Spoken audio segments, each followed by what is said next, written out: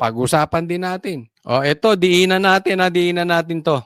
Hindi nyo ba napapansin bakit atat si Trillanes sa ICC?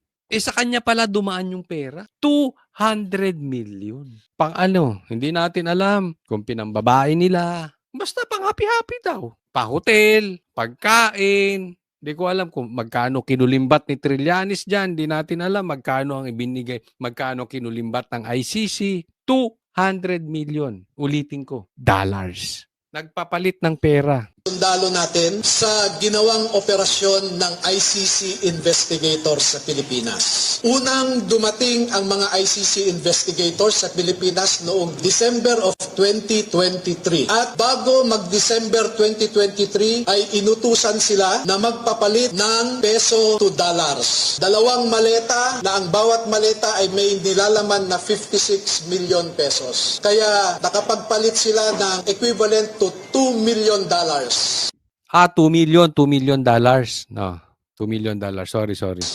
At ang sabi ng mga executive assistants ni Ginoong Saldico ay pinaghahandaan daw nila ang pagdating ng foreigners. At kalaunan ay nakilala ng mga ito na ang foreigners na binabanggit ay mga ICC investigators. At nakapaloob dito na ang ginawa nila ay mag-interview ng mga witnesses na ipinapaarating sa kanila ni Sunny Trillanes. Wala silang ibang in-interview na mga witnesses, kundi ang mga tao lamang na pinapadala ni Sunny Trillanes. Okay.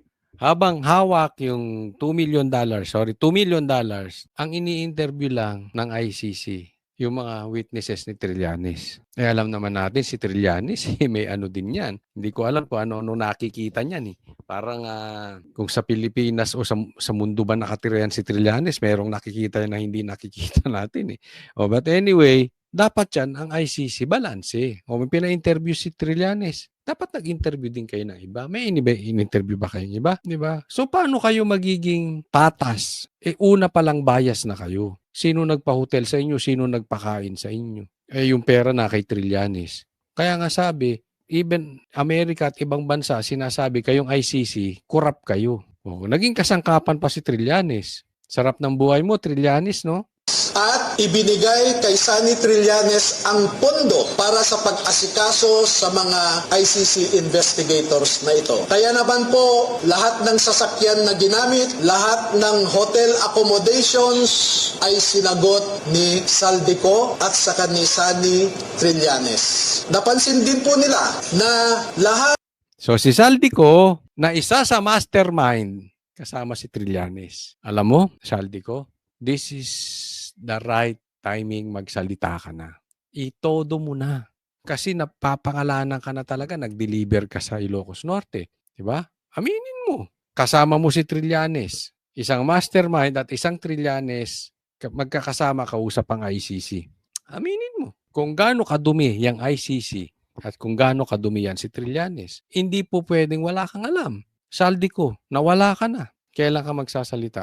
Ng mga pag-interview ng ICC investigators ay sa mga pribadong lugar. Wala man lang government office. No, di ba? Official yan, ICC. Dapat sa opisina. Dapat nga, nai-interview pa ng media yan eh. Alam mo, ang galawang pasikreto, ibig sabihin, illegal. Ang galawang pasikreto, ang ibig sabihin, nakakahiya.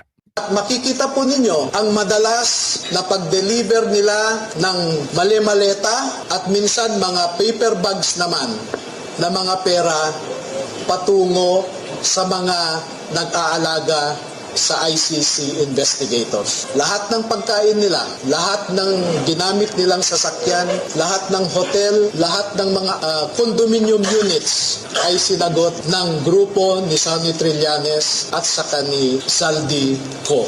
Nako, sabit ka, Trillanes. Pero tingnan natin tong next balita kasi may connection po ito. Sige. Pag-usapan natin, eto namang sagot ni Trillanes tungkol doon sa sinabi na kasabwat siya or sa kanya dinideliver yung pera para itong 2 million para sa ICC. Pakinggan natin. Pero habang pinapakinggan natin etong balitang ito, be very observant. May mapupuna kayo dito. Ha? Obserbahan nyo lang. Panuorin nyo mabuti. Maring itinanggi ni dating Senador Antonio Trillanes na tumanggap siya ng 2 milyong dolyar mula kay dating Congressman Zaldico para sa investigasyon ng ICC sa kaso ni dating Pangulong Rodrigo Duterte. Nagugat ng aligasyon sa press conference ng 18 nagpakilalang dating miyembro ng Philippine Marines. Ayon sa affidavit ng mga Marines na inilahad ng abogado nilang si Attorney Levito Baligod, tumayo sila bilang mga executive assistant noon ni dating Congressman Zaldico. Inutusan naman silang magpalit ng 2 maletang may tig 56 million pesos na katumbas ng $2 million. Inihatid daw nila ang milyong-milyong pera kay Trillanes para gastusan ng ICC investigation. Si Trillanes din nila ang sumagot sa hotel accommodation, pagkain at sasakyan ng ICC investigators nang dumating.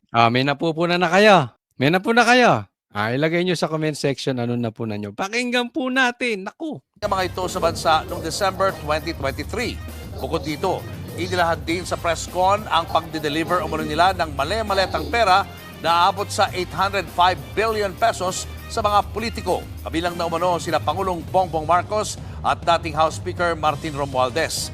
Hinatid pa raw nila ito sa bahay ng Pangulo sa Forbes Park at maging sa Ilocos Norte. Dati nang pinabulaanan ng Malacanang ang mga aligasyong ganito.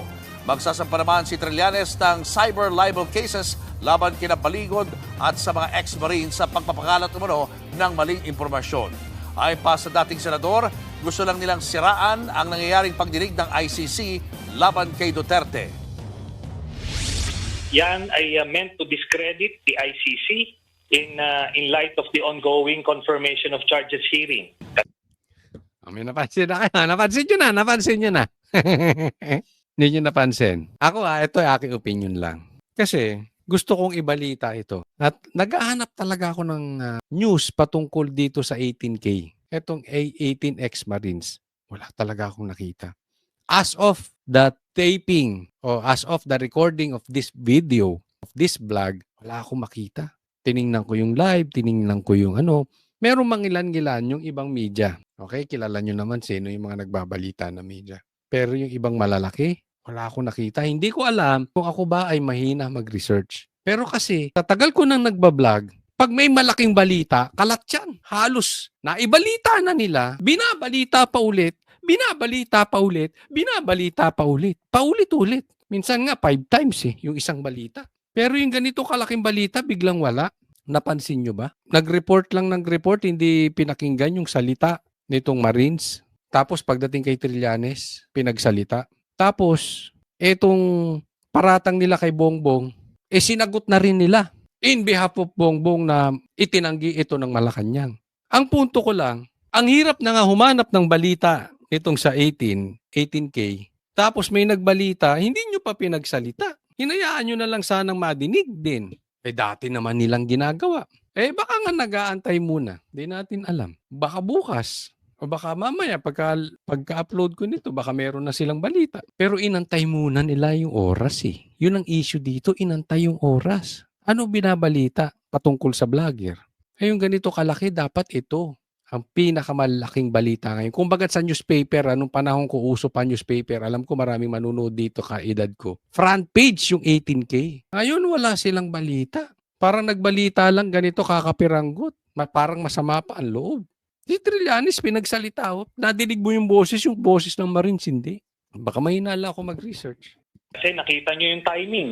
Sa lahat ng araw, ngayon nila ilalabas yan. Last year pa yung mga male-maleta na yan. Wala silang na-mention. Then ngayon, como merong ICC proceedings, biglang may ganyan. Hindi, ang sagutin mo, totoo ba? Totoo ba na tumanggap ka ng maleta? Kasi meron silang ebidensya. At hindi magsasalita yung Marines na yun kung wala silang ebidensya. Kitang-kita naman. Talagang todo ka sa ICC. At syempre, ibig sabihin, madalas kayo magkasama ni Zaldico. So hindi natin alam, baka marami silang pictures na magkasama kayo ni Zaldico na dinideliver nyo yung pera at kasama yung ICC. Sabi ko, mastermind lagi mong kasama. Hindi natin alam kung paano patutunayan ito. Pero posible patutunayan ito ng mga ex-Marines. Hindi natin pwede palagpasin yan. So, hindi po tayo madidistract dito. Oo, edi magdemanda ka. Puro ka naman demanda eh. Yung mga dinimanda mo nga, na-dismiss na eh. Mr. Demanda. At hahabulin natin itong mga ito. Okay yan. Sige, habulin mo. Itodo mo paghabol. I-demanda mo pa na magkalabasan ng ebidensya. Ako, pakiusap ko lang sa inyo, wag natin tantanan ito. Wag natin tantanan.